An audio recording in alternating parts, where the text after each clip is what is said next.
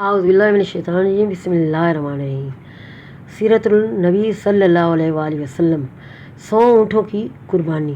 عبد المطلب کو یہ حکم اس وقت دیا گیا جب وہ اپنی منت بھول چکے تھے۔ پہلے خواب میں ان سے کہا گیا منت پوری کرو، انہوں نے ایک مینڈھا ذبح کر کے غریبوں کو کھلا دیا۔ پھر خواب آیا اس سے بڑی پیش کرو، اس مرتبہ انہوں نے ایک بیل ذبح کر دیا۔ خواب میں پھر بھی یہی کہا گیا کہ اس سے بھی بڑی پیش کرو، اب انہوں نے اونٹ ذبح کیا۔ پھر خواب آیا اس سے بھی بڑی پیش کرو، انہوں نے پوچھا اس سے بھی بڑی چیز کیا ہے؟ تب کہا گیا اپنے بیٹوں میں سے کسی کو ذبح کرو جیسا کہ تم نے منت مانی تھی۔ اب انہیں اپنی منت یاد آئی، اپنے بیٹوں کو جمع کیا، ان سے منت کا ذکر کیا، سب کے سر جھک کے، اور کون خود کو ذبح کرواتا؟ آخر عبداللہ بولے ابا جانا آپ مجھے ذبح کر دیں، یہ سب سے چھوٹے تھے، سب سے خوبصورت تھے، سب سے زیادہ محبت میں عبد المطلب کو انہی سے تھی، لہذا انہوں نے قرعہ اندازی کرنے کا ارادہ کیا۔ تمام بیٹوں کے نام لکھ کر قرعہ ڈالا گیا، عبداللہ کا نام نکلا۔ اب انہوں نے چھری لی، عبداللہ کو بازو سے پکڑا اور انہیں ذبح کرنے کے لیے نیچے لٹا دیا۔ جو ہی باپ نے بیٹے کو لٹایا، عباس سے ضبط نہ ہو سکا، فوراً آگے بڑھے اور بھائی کو کھینچ لیا۔ اس وقت یہ خود بھی چھوٹے سے تھے۔ ادھر باپ نے عبداللہ کو کھینچا، اس کھینچا تانی میں عبداللہ کے چہرے پر خراشیں بھی آئیں، ان خراشوں کے نشانات مرتے دم تک باقی رہے۔ اسی دوران بنو مخزوم کے لوگ آگے، انہوں نے کہا آپ اس طرح بیٹے کو ذبح نہ کریں، اس کی ماں کی زندگی خراب ہو جائے گی، اپنے رب کو راضی کرنے کے لیے بیٹے کا فدیہ دے دیں۔ اب سوال یہ تھا کہ فدیہ کیا دیا جائے؟ اس کی ترکیب یہ بتائے گی کہ کاغذ یہ ہے، ایک کاغذ پر 10 اونٹ لکھے جائیں، دوسرے پر عبداللہ کا نام لکھا جائے۔ اگر 10 اونٹ والی پرچی نکلے تو 10 اونٹ قربان کر دیے جائیں، اگر عبداللہ والی پرچی نکلے تو 10 اونٹ کا اضافہ کر دیا جائے، پھر 20 اونٹ والی پرچی اور عبداللہ والی پرچی ڈالی جائے۔ اب اگر 20 اونٹ والی پرچی نکلے تو 20 اونٹ قربان کر دیے جائیں، ورنہ 10 اونٹ اور بڑھا دی جائیں، اس طرح 10 کر کے اونٹ بڑھاتے جائیں۔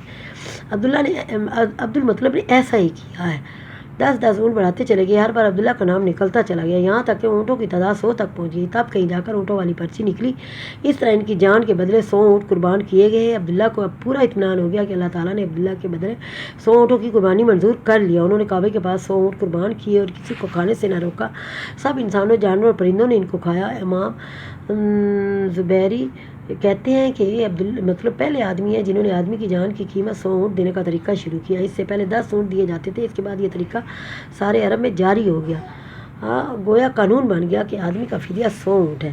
نبی کریم صلی اللہ علیہ وسلم کے سامنے جب یہ ذکر آیا تو آپ نے اس فدیے کی تصدیق فرمائی، یعنی فرمایا کہ یہ درست ہے، اور اس کی بنیاد پر نبی کریم صلی اللہ علیہ وسلم فرماتے ہیں میں 2 اونٹوں یعنی حضرت اسماعیل علیہ السلام اور حضرت عبداللہ کی اولاد ہوں۔ حضرت عبداللہ قریش میں سب سے زیادہ حسین تھے، ان کا چہرہ روشن ستارے کی مانند تھا۔ قریش کی بہت سی لڑکیاں ان سے شادی کرنا چاہتی تھیں، مگر حضرت عبداللہ کی حضرت آمنہ سے شادی ہوئی۔ حضرت آمنہ وہب بن عبد مناف بن زہرہ کی بیٹی تھی۔ شادی کے وقت حضرت عبداللہ کی عمر 18 سال تھی۔ یہ شادی کے لینے اپنے والد کے ساتھ جا رہے تھے۔ راستے میں ایک عورت کعبے کے پاس بیٹھی نظر آئی، یہ عورت ورقہ بن نوفل کی بہن تھی۔ ورقہ بن نوفل قریش کے ایک بڑے عالم تھے۔ ورقہ بن نوفل نے ان کی بہن نے سن رکھا تھا کہ وقت کے آخری نبی کا ظہور ہونے والا ہے، اور ان کی نشانی میں سے ایک نشانی یہ ہوگی کہ ان کے والد کے چہرے پر نبوت کا نور چمکتا ہوگا۔ جو اس نے عبداللہ کو دیکھا تو فوراً اس کے ذہن میں یہ بات آئی، اس نے سوچا ہو نہ ہو یہ وہ شخص ہے جو پیدا ہونے والے نبی کے باپ ہوں گے۔ چنانچہ اس نے کہا اگر تم مجھ سے شادی کر لو تو میں بدلے میں تمہیں اتنے ہی اونٹ دوں گی جتنے تمہاری جان کے بدلے میں ذبح کیے گئے تھے۔ اس پر انہوں نے جواب دیا میں اپنے باپ کے ساتھ ہوں، ان کی مرضی کے خلاف کوئی نہیں کر سکتا، نہ ان سے الگ ہو سکتا ہوں، اور میرے والد باعزت آدمی اپنی قوم کے سردار ہیں۔ بہرحال ان کی شادی حضرت آمنہ سے ہو گئی۔ اب قریش کی عورتوں میں نسب اور مقام کے اعتبار سے افضل تھی۔ حضرت آمنہ حضرت عبداللہ کے گھر آ گئی۔ آپ فرماتی ہیں جب میں ماں بننے والی ہوئی میرے پاس ایک شخص آیا، یعنی ایک فرشتہ انسانی شکل میں آیا۔ اس وقت میں جاگنے اور سونے کے درمیان کی حالت میں، تبھی عام طور پر اس حالت کو غنودگی کہا جاتا ہے۔ اس نے مجھ سے کہا کیا تمہیں معلوم ہے کہ تم اس امت کی سردار اور نبی کی ماں بننے والی ہو؟ اس کے بعد وہ پھر اس وقت آیا جب نبی صلی اللہ علیہ وسلم پیدا ہونے والے تھے۔ اس مرتبہ اس نے کہا جب تمہارے یہاں پیدائش ہے تو کہنا میں اس بچے کے لیے اللہ کی پناہ چاہتی ہوں ہر حسد کرنے والے کے شر اور برائی سے۔ پھر تم اس بچے کا نام محمد رکھنا، کیونکہ ان کا نام تورات میں احمد ہے اور زمین اور آسمان والے اس کی تعریف کرتے ہیں، جبکہ قرآن میں ان کا نام محمد ہے اور قرآن ان کی کتاب ہے البدایہ والنہایہ۔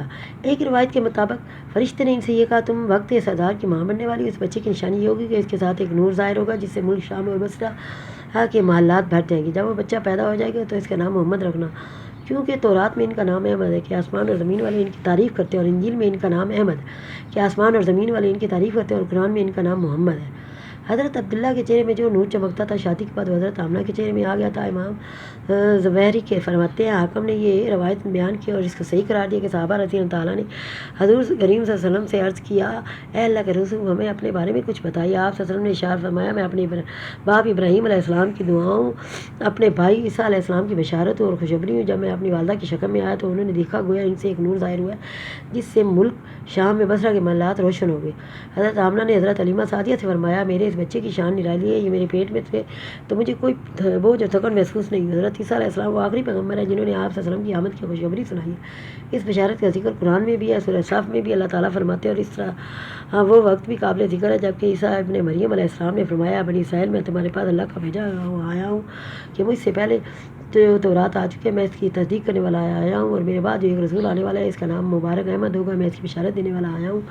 اب چونکہ حضرت عیسیٰ علیہ السلام یہ بشارت سنا چکے تھے اس لیے ہر دور کے لوگ آپ صلی اللہ علیہ وسلم کی آمد کا بے چینی سے انتظار کر رہے تھے۔ ادھر آپ کی پیدائش سے پہلے ہی حضرت عبداللہ انتقال کر گئے۔ سابقہ کتب میں آپ کی نبوت کی ایک علامت یہ بھی بتائی گئی تھی کہ آپ کے والد کا انتقال آپ کی ولادت سے پہلے ہو جائے گا۔